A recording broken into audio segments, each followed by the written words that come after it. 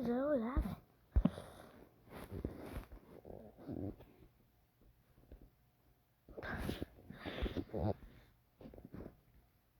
So I'm really wondering why I should do it for a reactor.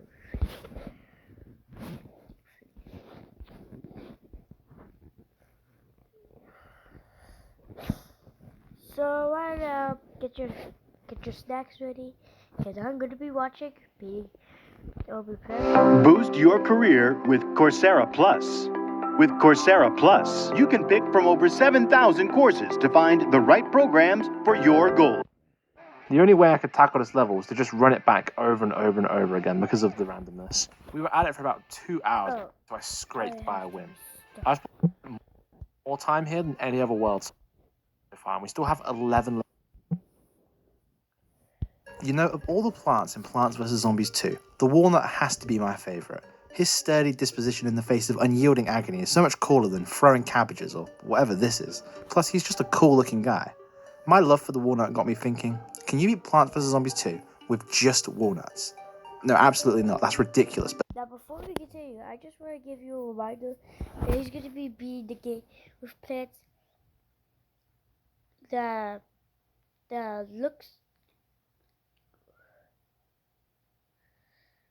that is based off of the looks like a nut or has the word nut in the name.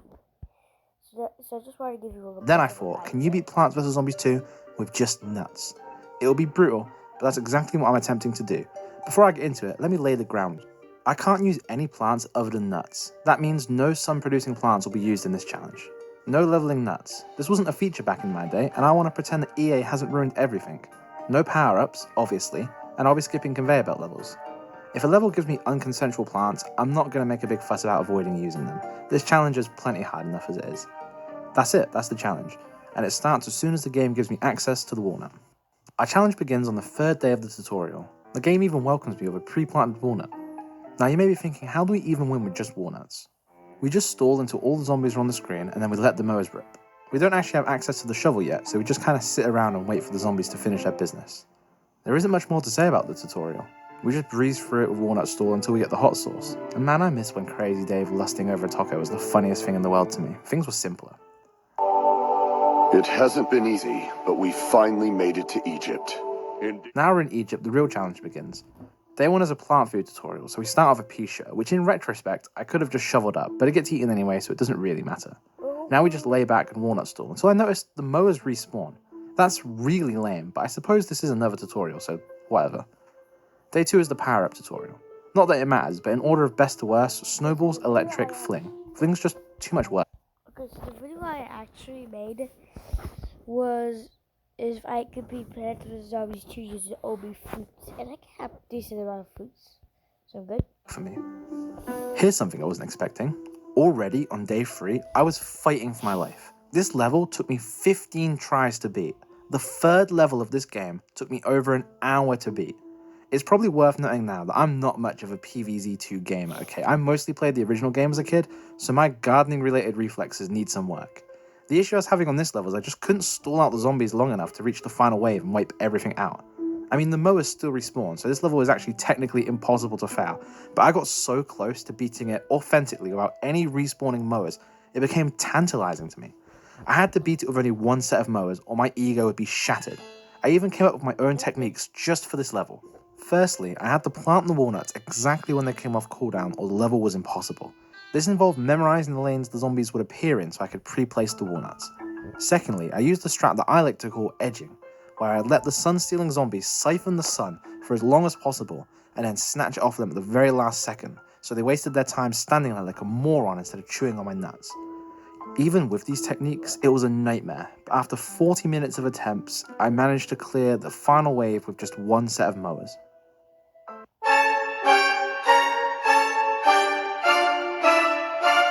Extremely disheartened by that attempt, I was able to beat the stage after just over an hour.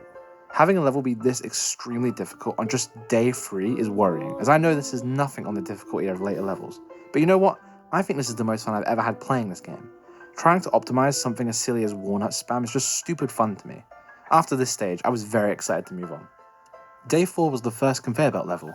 It gives you nuts, but not nearly enough. Skip. In day 5, we meet the Walnut's natural predator, the Torch Zombie. This guy is to Walnuts what the horrors of 2001 was to the Toys R Us giraffe. They make it impossible to stall out the level as he incinerates Walnuts with just one touch. This unfortunately makes this level impossible. Except the game is telling me I won because of the respawning mowers. And I did so only placing Walnuts, so you tell me in the comments if this counts. Moving on. Day 6 is another boring conveyor belt level. I genuinely find these such a chore to play. Day 7's a doozy. I initially thought it was possible as it's just regular zombies and camel zombies, which have a habit of forming polite orderly queues, making them no more threatening than regular zombies. But I got done in by the sheer amount of zombies. I can barely make it for a quarter of the way of this one. So is that it? The nut challenge already thwarted on day 7 of Egypt. What hope is there for later stages of the challenge if I can't beat the easiest levels in the game? You see, dear Nut Disciple, our salvation comes immediately after failed day 7, when we unlock the cash store. And hidden within the shop resides a plant so overlooked and mocked by the Plants vs Zombies community, they never thought they'd get their chance in the spotlight. Our silver bullet for this challenge, the Peanut. Now you see, the Peanut is diabetic, because he pee and nut at the same time. Having a plant that can clear chaff makes stalling infinitely better. Plus he has the same health as a regular walnut, so he's not too shabby at tanking zombies himself. On top of all of this, he's just a dapper looking bloke. Now all that's left is to get 100 gems. Look, I'm going to be honest with you guys. I had this whole joke planned out where I was going to watch ads until I got enough gems to buy the Peanut, and then I was going to speed up the footage, maybe review some of the ads, make some jokes, tell you guys to subscribe to my channel as my own little advertisement. But the absolute state of this game's monetization is shocking. The things this game runs as ads, just for a little bit of profit, is absolutely disgusting. The first ad I got, which I'll heavily blur, is the most aggressive, seizure-inducing mess I've ever seen in my life.